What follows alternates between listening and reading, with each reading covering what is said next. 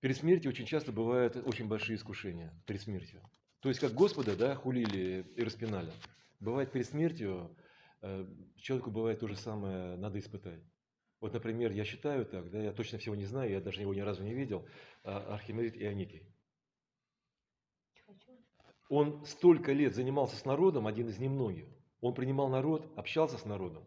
Сейчас запрещен служение, отлучено священство. Он с одной ногой продолжает принимать людей, которые как сироты болтаются по миру, понимаете? То, что мало кто общается с людьми. И вот такая напасть. Это перед смертью, как гонение, чтобы ему потерпеть тоже.